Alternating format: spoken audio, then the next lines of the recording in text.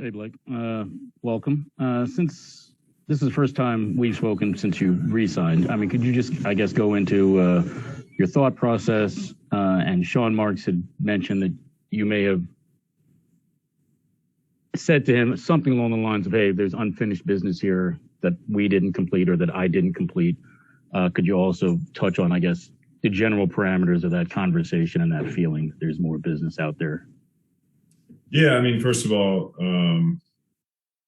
I think I was pretty vocal. Like my time in Brooklyn, loved my time in Brooklyn, and from top to bottom, from Joe Tsai all the way down to our staff, our performance staff, whatever it is, the support staff. I think they just do everything the right way. So that was a big thing for me, and weighing my decision on, going a different direction, but having that experience and knowing what kind of people you're working with is huge. So it was a no-brainer for me. And in terms of that was the conversation. Is like we as a team felt like we obviously didn't accomplish what we wanted. You could say injuries, but every team had injuries. So we feel like there's definitely unfinished business. There's something bigger that we want to achieve, and I still want to be a part of that. Christian Winfield, New York Daily News. Hey, what's going on, Blake? Two questions here for you. One, can you just talk to us about your summer and what you've been up to, and are you at the point right now in your career where you're still trying to add new things to your game, or are you at the point where it's just what you're bringing in, now it's just maintenance? It's a little bit of both. I don't want to say I hope I never stop trying to add something new, but knowing where I'm going to be, knowing the system a little bit better, and knowing sort of how I fit into this team, just sort of focusing on that more.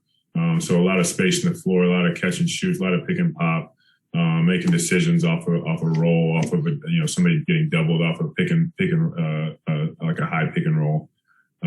So really sort of tailoring my workouts to what I expect to be doing this season. And on top of that, maintenance as well. It's just, I can't explain how big it is to, have a summer where, you finish the season and you take a couple weeks off and you're right back working out. You're not having to rehab. You're not having to do all these things. I haven't had that. The last time I had that was the summer of 2018.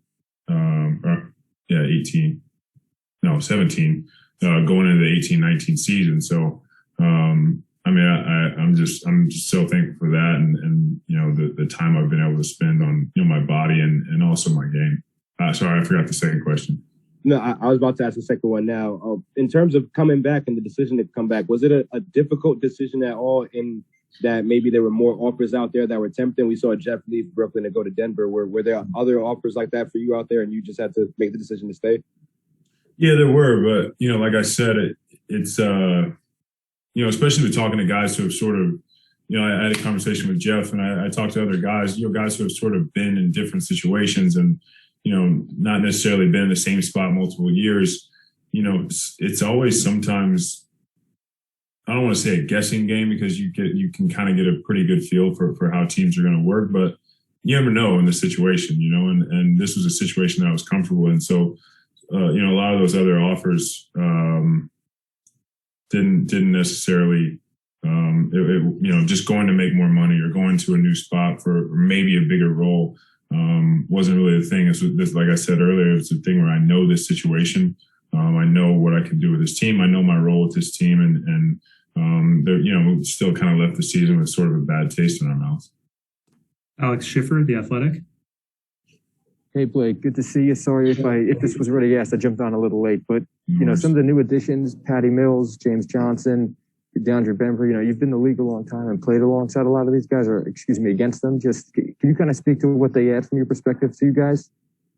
Yeah, obviously Patty adds just dynamic shooting, and that's always a need for us, but also just a veteran point guard who, playing against him, it seems like he's always like that guy that comes up with a big play, makes a big play, defense, offense, whatever it is, hits a big shot. But he's also a guy that can facilitate and get into the teeth of defense, makes the right decisions, just a really good basketball player. I think people saw that in the Olympics if they watched. James Johnson, one of those guys, same draft class. I've known him forever and played against him forever. He's just one of those guys that just like fills gaps. I mean, he's also a great player, but athletic, can play defense, can guard multiple positions. He's tough, and he brings sort of that mentality that I think we need. And you kind of go on down the list of guys. I thought Sean just did a great job, and our whole front office did a great job of targeting exactly what we need and going and getting it. Greg Logan, Newsday. Blake, you mentioned how comfortable you are within the organization. And Sean said that the thing people don't see is what you do behind the scenes in the locker room. Can you just go into a little bit of why you got so comfortable with this organization and what kind of relationships you developed in particular with the big three, KD, Kyrie, and James? Yeah, I mean, I think just over the years, you become more and more comfortable, sort of stepping. It was a little bit weird for me this year, just coming into a season in March, when the team's been together. I know they had a lot of people coming in and out, but, you sort of have that feeling out process.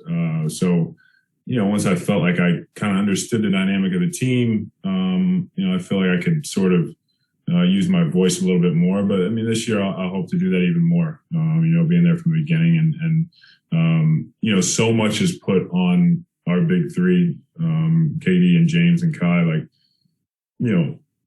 on the court, obviously off the court, that sometimes you just need somebody else to be there to speak up and say something. You don't always want to have Coach Nash to have to say something, drill something into our heads every time, or the big three, because they're sort of expected to do that. So sometimes it's nice. I thought Jeff Green was sort of that for the team last year. I thought he did a great job of picking his spots and being that guy that speaks up, and that's something I hope to be able to help out with this year.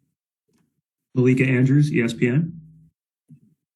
Hey, Blake. I'm just wondering, when you came to Brooklyn, did you envision yourself re-signing, or was it over the course of your time in Brooklyn, something happened or you built something, or, that bad taste that it made it feel like, okay, now this is why I need to come back? I didn't put a lot of thought when I first signed in Brooklyn. I didn't put a lot of thought into what was going to happen next year. My focus was last season, the end of last season. Over the course of my time there, you like I said before, you realize what type of organization it is from top to bottom. And, again, also like that unfinished business thing. But, for me, when I first got there, it was just such a new situation for me. I'd never really been in a situation like that. So it was really just about getting on the ground, getting acclimated and meshing with the team. David Shinalato, Gazzetta dello Sport. Hi, Blake. You say there's some unfinished business for you and the team. I'm curious if you think you have what it takes to finish that business next year. Yeah, I think so. Obviously, there's a lot of work to do, a lot of work to be done. Can't take anything for granted. But I like our team. I like the guys we have. I like our coaching staff. I like everything that we've put together. So, I believe in us. Back to Christian Winfield.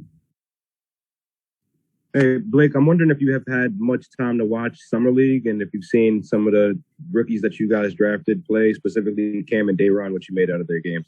I didn't get to catch the game yesterday, but I've seen clips. I watched clips on after the draft, and love what they bring to the table. Heard a lot of great things about both of them. So I'm excited. It's always nice to have those young guys in there and get them in the mix and see what they have to offer. So I'm excited to get to know them and lace it up with them. Alex Schiffer. Like, I just wanted to ask you about Kevin signing the extension. Sean said yesterday he expects James and Kyrie to also be locked up by the start or extended by the start of training camp. Just, what does it say about them, especially in an era where superstars tend to maybe sign shorter term deals and reevaluate after a few years, for them to kind of be locked up long term going into this season? Yeah, I mean, obviously it's comforting to know, that a guy of that caliber is locked in, and those guys in general, when that happens,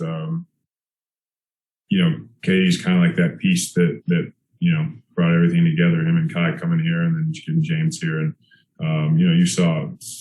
I think people were reminded because it's always kind of like, what have you done lately? And with him sitting out the year before, you kind of always hear people talk about other guys, and you sort of hear. I wouldn't call it slander, but people sort of forget just how good of a player he is, and you saw that in the playoffs, and you're reminded of that. So anytime you have a guy of that caliber, committing to a team like that, it helps everything go. Matt Brooks, Nets Daily. Blake, you said you've talked to a couple of other teams. If you don't mind me asking, what teams did you speak to just over free agency? Honestly, man, it's really, I'm really here to talk about Brooklyn, not really anything else. What my decisions were, or anything like that. Jolly Brown, Nets Wire. Hey Blake. What's up? So it was one thing losing to the Bucks in the second round, but did any of your thoughts change after they won the championship? Like seeing them have to go through 7 games? Did they change how so? What do you mean? Just the chances that that you guys could have been in that position. Did any of that? Yeah, I mean, when that series started, I in my mind that was kind of like that was a good look at probably I would say who was going to be in the finals, and possibly win. I mean, I thought they were matched up with us pretty well. Obviously, not being at full strength hurt us, but yeah, I mean, it's kind of weird, watching us take them to 7 games and being banged up, and then after that I don't want to say that they didn't necessarily handle everybody easily, but 1 in 6 games. Giannis got hurt in the next series, 1 in 6 games, and ran 4 straight on the Suns. So it's always tough. I mean, you always kind of sit there and think like, man, if we just did this one extra thing, but that happens every season. You get to the playoffs and you get like the 3rd seed over the 2 seed, and you're like, man, if we had just beat this team. So it's just more motivation to come back and be more focused, pay more attention to detail, and get another crack at it. Last question, we'll go back to Alex Schiffer. Hey, Blake, kind of going off all that, have you paid attention much to some of the other teams and what they've done in the offseason, whether that's, Kyle Lowry going to Miami or everyone the Lakers had, and kind of how you guys stack up with them, or that's a problem for another day and you've kind of stuck to what you've been up to? Yeah, I mean, you pay attention, and Miami's done a great job. Obviously, the Lakers have made a lot of noise. Boston made some. Every team's obviously made some changes. So you look at it, but at the end of the day, things on paper is tough to say. I've been in situations where a team stacks up and you think, man, they're going to be tough, and then it just doesn't work out. So you think about it, but right now it's kind of wasted energy to really put too much thought into it. Kind of want to see teams, as they start their preseason, as they start the season, and even in that case, there's teams that have had an awful first 20 games of the season. You're like, man, they might not be very good, and then they turn it on, or vice versa. So you kind of take it as it goes, I guess. That's all for today. Thank you for your time, Blake. We appreciate it. Thanks, Thank you, Blake. Blake. I appreciate it. Thanks, Blake. Appreciate it. Good to see you guys.